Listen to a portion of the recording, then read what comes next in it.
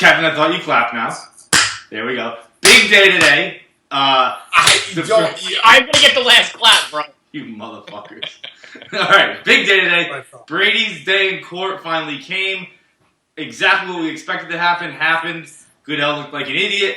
Brady ran the fucking show. The NFL got bodied. What we didn't expect to happen was this guy becoming a Twitter superstar who was a little New York courtroom reporter. But all kinds of stuff went down. It's an all hands on deck kind of day, which means I've been running around days at Saratoga. Kevin, what do you got for today? Start with Dan, because I start with Dan. Kevin didn't even prepare for this. Yeah, this is why your arguments are invalid. John, the way you're calling this like an all hands on deck day, and it's like such a big day. I haven't read any of these blogs. I don't care about the story. I know people are like, they think that I'm like backing out of the argument or not. I just don't care anymore. Okay, I don't know who Nash is. I don't know who Berman is. I don't care about the outcome. I never thought he should have been suspended in the first place. I can't do it anymore. The only thing I'm interested in is this guy, Stephen Brown, who was illegally tweeting from his closed circuit feed of the courtroom and just putting it right in fucking Schefter and Mortenson's face, just taking a shit all over them. That guy's more of a story than the football stuff to me. Let me clarify what I meant by all hands on deck. I meant every major national network is covering it. NFL Network's covering it. We're covering it. Everyone but you, who's been hoping for a suspension the whole time, is focused on it. There's a guy who started with 800 followers and now has 29,000 in an hour. That's how passionate people are about this issue. I hear you. I'm not saying they're not. I'm just not anymore, and I don't find any of it interesting. So I'm sorry. Sorry, John. I didn't mean to upset you. Damn. All right.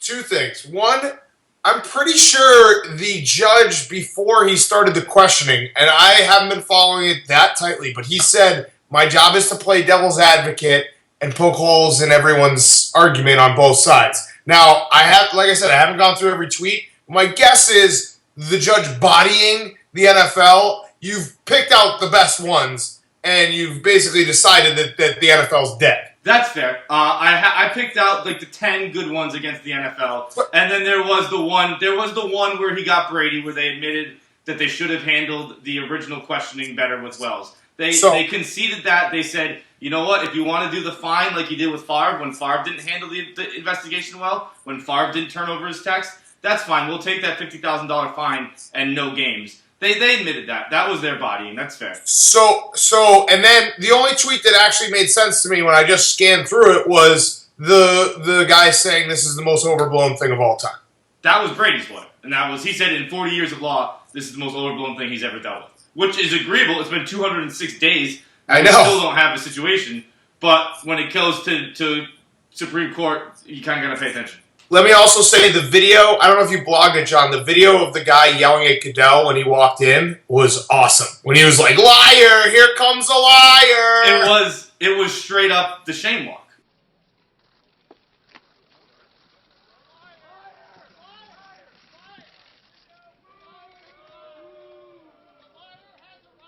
It was from it was Game of Thrones. Like I was surprised someone didn't come out of the van with him, just shaking a bell right at his fucking head. And here's a little thing. Whenever someone's voice comes through that clearly on a news or broadcast, it is never not funny. It's just like the guy was standing. It sounded like he had an ESPN mic.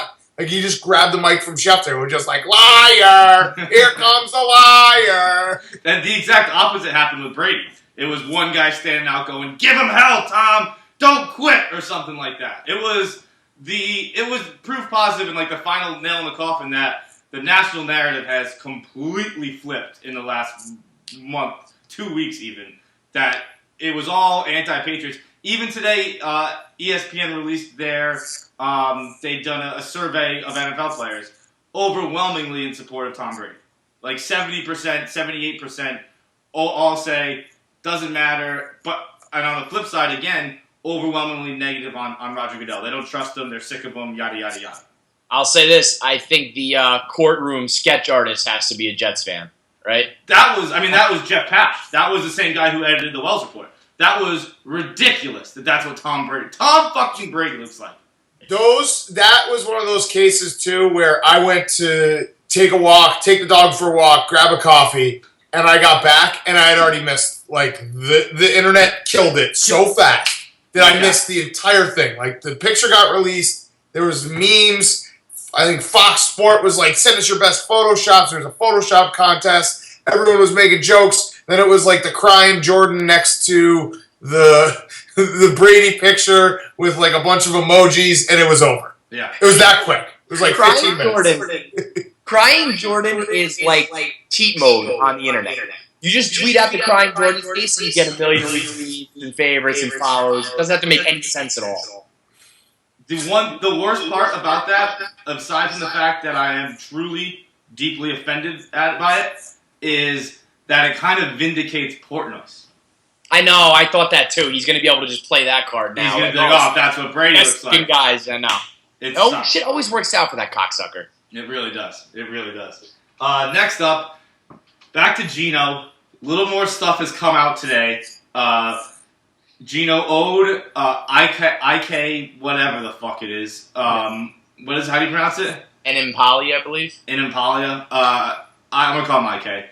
IK owed him $600 for agreeing to go to his charity event and then bailing due to mixed stories. Has this gotten cemented yet? Where I heard both he bailed because his friend died in a motorcycle accident in Miami. He went to the funeral. And then I heard his brother got in a motorcycle accident in Miami, and he went to go visit him in the hospital. I don't know which one it is. Neither do I. But I heard both. Something centered around a motorcycle accident and him bailing. Steve Spurrier said it best. Somebody asked Steve Spurrier, have you ever had a quarterback, get broken jaw? And he's like, nope, and I don't think I've ever had a quarterback owe anybody money either. And that just kind of sums it up. When the old ball coach was talking about college kids and shit, it's like, obviously the dude who clocked him is a scumbag, and you should never really do that to a teammate and whatnot. But it's just like Gino Smith just being in this situation at all, having some scrub buy your fucking plane tickets, owing him money for weeks and not paying him back, and then being a dick to the point that you're waving your finger in his face saying you're not going to do anything about it. You're asking for it. And you're asking for it from a dude who's a fucking monster who's going to give it to you. So, like, I don't want to blame Gino for, a scumbag move, sucker punch, but just should have never been in this position. It's what Chris Carter said is true. People wanted to jump all over that. It's kind of true. He doesn't have the respect of his teammates. He shouldn't have been in this situation. Shouldn't owe anybody $600.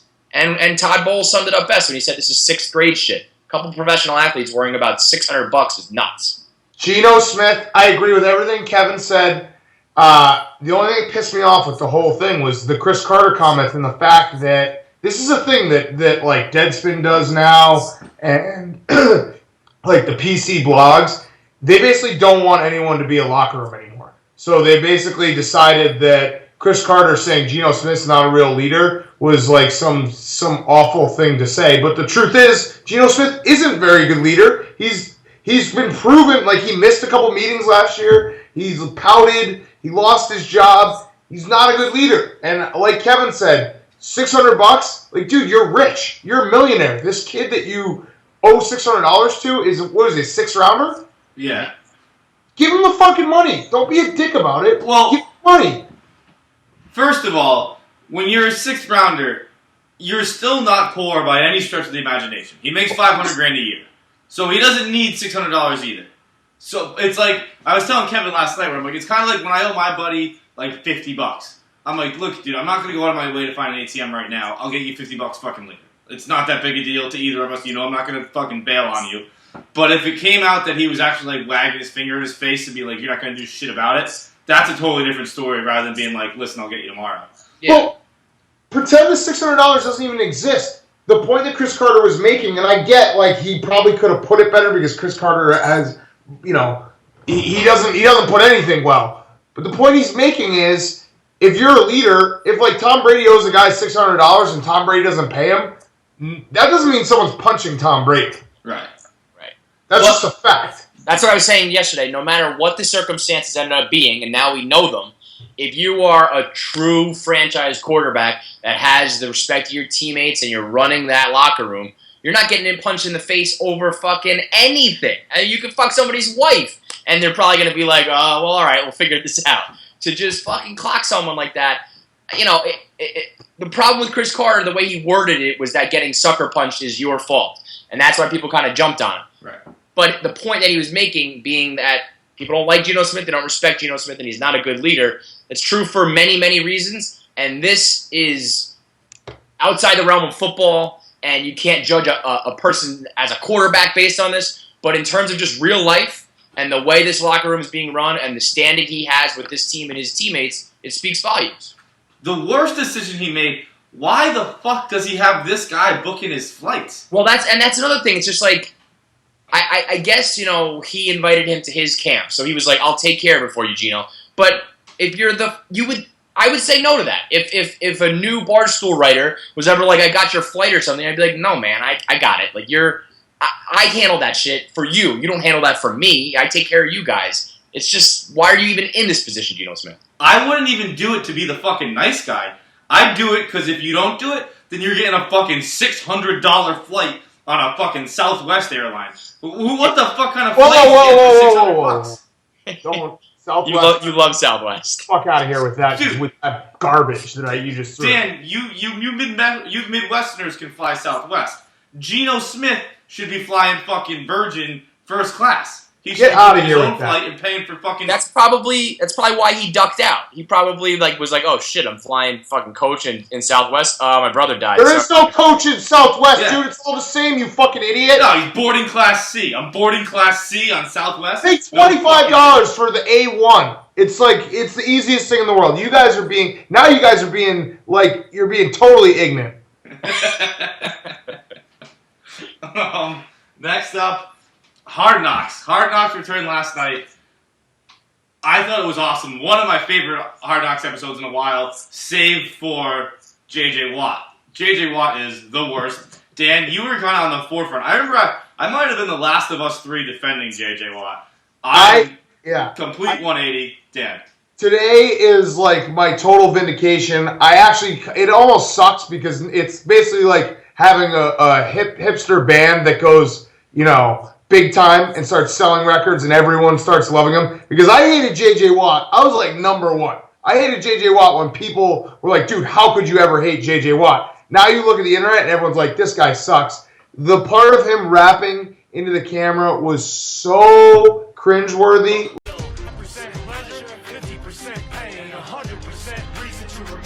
Like, the fact that I don't understand. I wonder if he sits there and watches it and is like, look at how awesome I look. Because to not have any self-awareness to realize how that comes across is crazy. And then the entire, I'm staying extra late to catch balls one-handed and hit the sled, and then I'm staying till 10 o'clock to sign every autograph. I know J.J. Watt works extra hard. He's a fucking awesome player. He is so lame and try hard. And the one time you get to see the real J.J. Watt, when the assistant strength coach is doing the Macho Man Randy Savage and kind of busting J.J. Watt's balls, J.J. Watt doesn't know how to respond. He was just like, "Whoa, it must be easy to have this job." Like, dude, you're so fucking lame. That was the part that stuck out at me. That was him being like the real JJ, the dickhead, where he goes all sitting around like it's a fucking powwow, life of an NFL specialist. Like, Yeah. You're a fucking asshole. I guarantee you, if you get someone an anonymous reporter to ask them a question, they all say they hate JJ Watt. Can't fucking stand the guy. He's the guy who like raises his hand to tell a teacher she forgot homework. He's a fucking piece of shit, Kevin. The rapping was so awkward. I didn't see it last night. I couldn't even watch the Vine.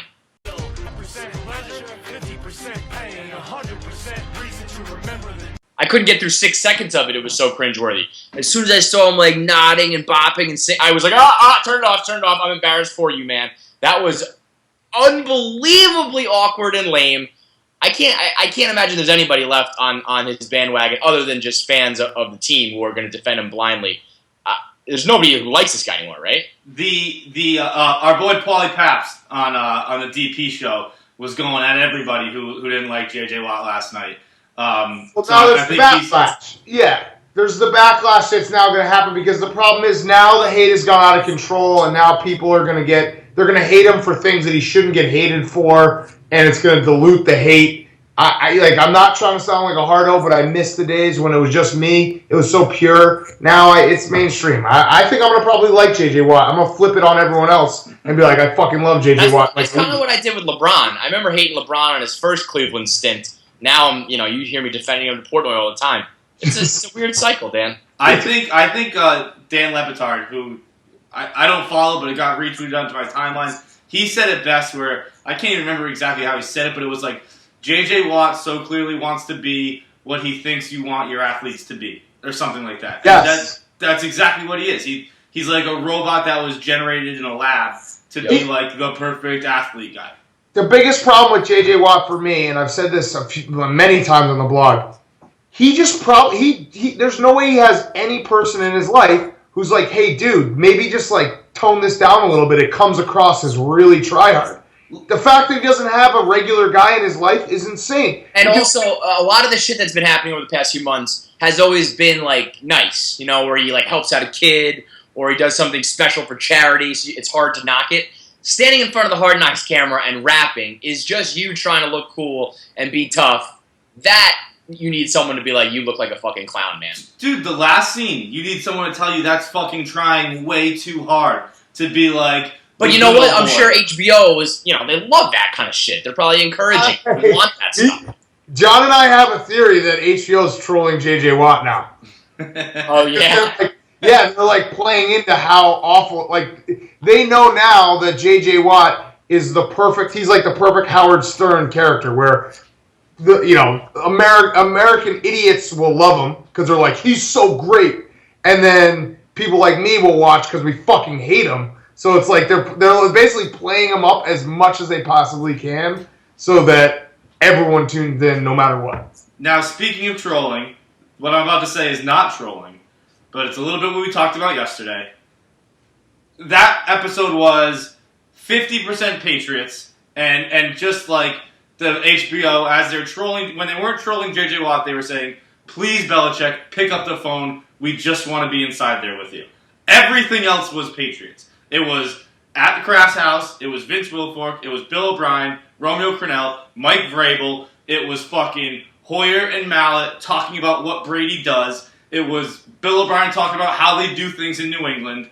That was Patriots. You can't deny that. I have this crazy thing I'm going to tell you, John. And are you sitting down or are you just standing up right now? I'm like half and half. Okay. So the way the NHL or the NFL works is usually there's like this coach and then there's a coaching tree and basically everyone kind of intermingles and you can get everyone's lineage back to another coach or another team, and you could say that was actually a really good Cleveland Browns episode because it was all the people that Bill Belichick, he was at the Browns and went there and then they did this. Dude, get over it. They're fucking Houston Texans now. But they didn't talk about the Cleveland Browns. They talked about the New England Patriots. All right. They did one thing. And the whole, let's be at Kraft's house for a bit. That was the thing. That was the only thing. And what about when they talk about how Brady plays? And they don't. None of them are referencing the Cleveland Browns. That's my point. The Browns aren't the organization to look up to. They're not referencing the Browns. They're saying this is how we do it in New England. It did like one reference. You made it seem like it was the entire episode. I will say Vince Wilfork is stealing the show. He is so fat. Anything he does is the funniest thing in the world. He's like last year's, what was it, Brian Cox, right? Yeah. He just kind of saved that episode. He played that character this year.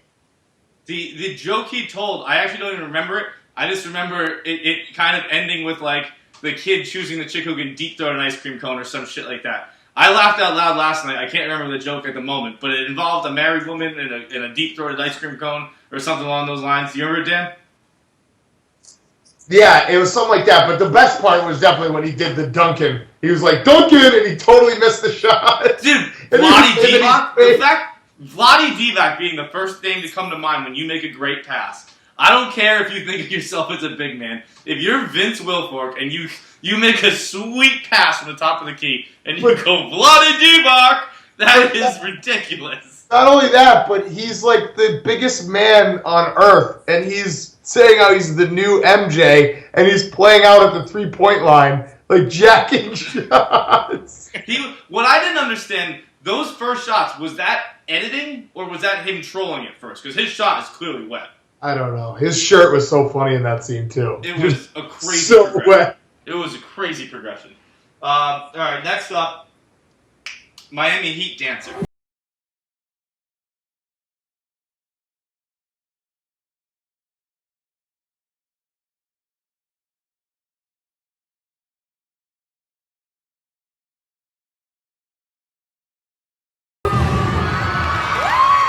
This guy was fabulous. Dan, this was you. Go ahead. Fabulously fabulous. I mean, I don't care. Like I said in the blog, I'm sure there'll be hardos out there like, this guy was so gay and blah, blah, blah. Like, oh, blah. That guy, he gets out there and you're not looking at anything else. And that's a fact. That's a stone cold fact. He stole the show. If you want to have the best cheerleading team in the world, he's the centerpiece every single time. Kevin. Fights can attest to this. I watched the video for the first time while we had the cameras queued up, and when the beat dropped and he really started his routine, I actually went, whoa. I audibly responded to him like whipping his hand around and shit. And I guess that was just like the freestyle portion of the tryout or something like that, where everybody was just doing their own thing, and those girls around him just got flat out embarrassed. Go home, girls. You are done. This guy is fucking Queen Bee. I'm gonna say something that I'll get made fun of for being gay along with this guy. I wish the Miami Heat dance team, or I wish the Boston Celtics dance team were 12 of these guys. I don't want any fucking chicks out there. Not when guys like this can bring the heat like that. Because I'm not watching cheerleaders to get turned on. I don't need a fucking boner in the stands. I'm watching cheerleaders to get amped up. That's what their job is. It's not to get me horny. It's to get me amped up. And this guy gets me a million times more amped up than some little bitty shaking her ass. I remember I went to my first Celtics game in a while this season, and it was so dead in the arena. It was like boring. It was terrible. They were getting their asses kicked by Utah. And then the halftime show was this little fabulous Cuban guy who was short and fat, and he looked like Chelsea Handler's, whatever his name is, Chulo or something like that. Yeah. He went out there and shook this shit out of his ass, gut, and tits.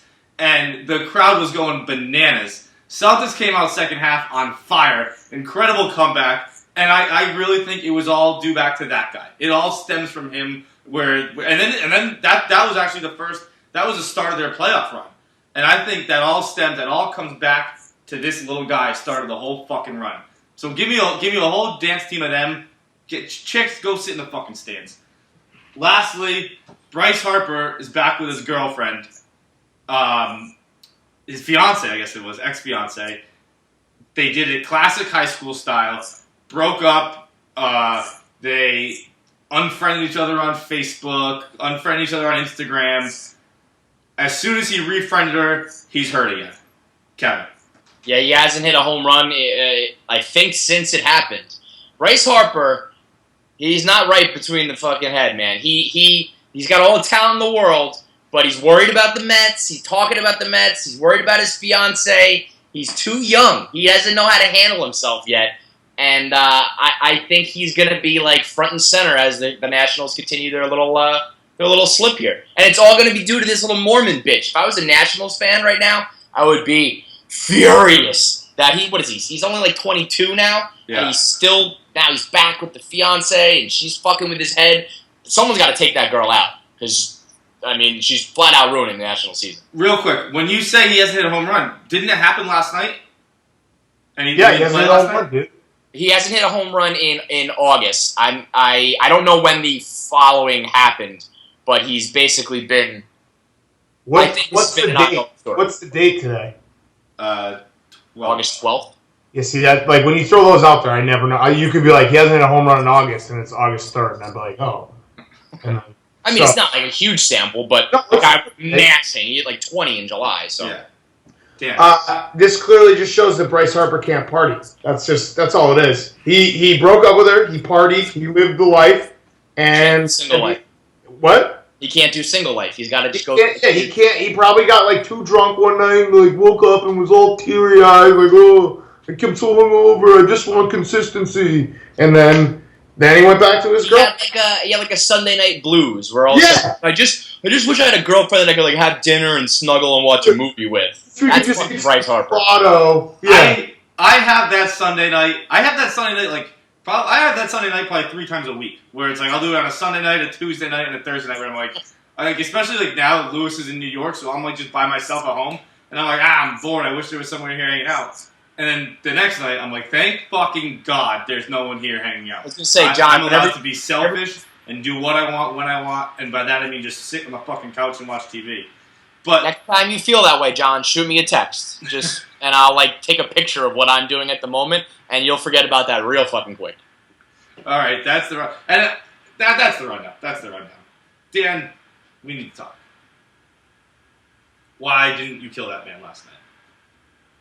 First of all, I just realized my shirt has just said "eat" the whole time. The whole time. I was gonna point that out. I was like, this is gonna be. What does it actually say? Sleep, catch foul balls, repeat. So did you sleep in that last night? Did you and Zach, that fucking douchebag Hample, Dude go is out on the town? Dude, foul ball guy is so sweet. You wouldn't even know. You're not even.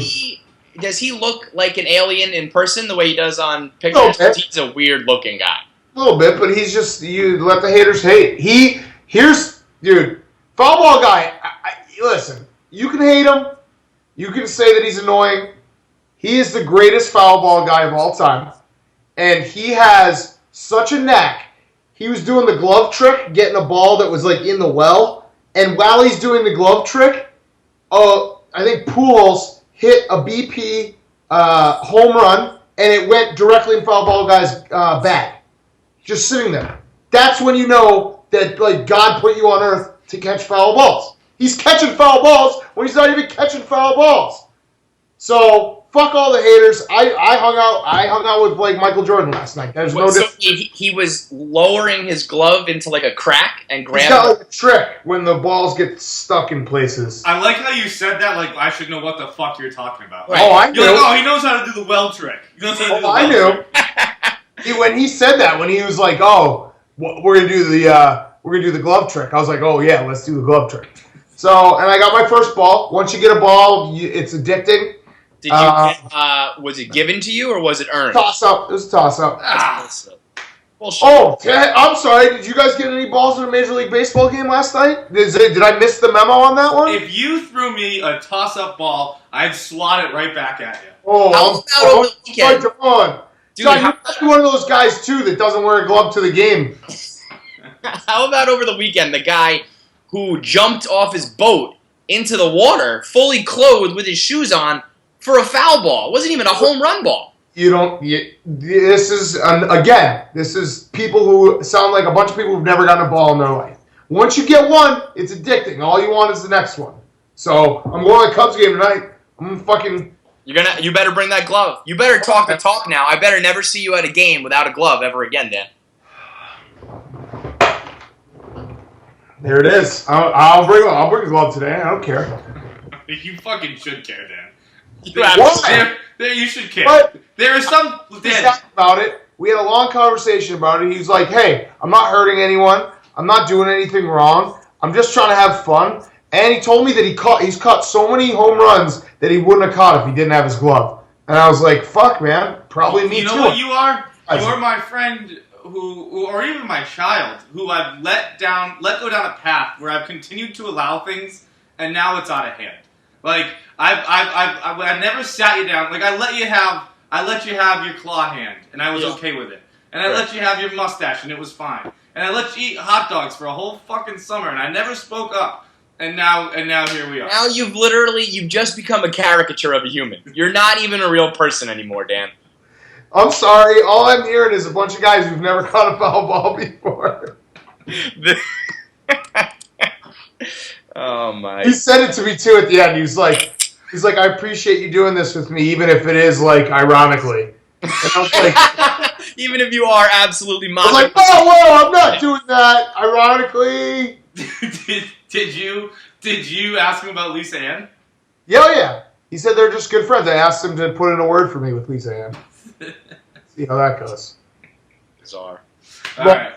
He's just a great guy. You guys wouldn't even understand. I will say, as I was sitting here last night having one of my Sunday nights where I was like bored and wish I could talk to somebody, I kept seeing your fucking pick tweets with him, and I started to just get so angry. Every single one, I was getting more and more upset that like that guy was on my phone. It was loved it. It wasn't a good look. Hopefully the video comes out well. The funniest part was the fact that he was like astonished with how much money I spend when I go to a baseball game. I was like, it's like how many baseball games you go to a year? And I was like, I have season tickets, so I go to like 40, 45. I had spent like $100 by like the third inning. He's like, what are you doing? He doesn't spend any money. He's not there for pleasure. He's there for business. Yeah. I was just like, $40 on the 50-50 raffle. Got a fucking dog. Got a pretzel. Got a, this and that. I like how you have 4 things you get at a baseball game before you get to beer. Yeah, I wasn't drinking. I was catching foul balls last night, so I wasn't drinking. I took the night off. Sharp, You John. spent $100 by the third inning without getting a beer? I got that. I got the big. There's a huge helmet full of ice cream. It has, John. You would have been in heaven. It was unbelievable. It was.